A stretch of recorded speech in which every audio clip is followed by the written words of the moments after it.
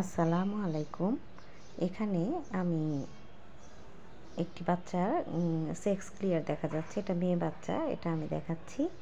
এখানে আপনারা দেখুন লম্বা হাড়ের মতো দেখা যাচ্ছে উপরের দিকে এবং নিচের দিকে ভিয়ের মতো। এই যে ভি শেপ, উপরের দিকে ডান দিকে এই যে ভি শেপ।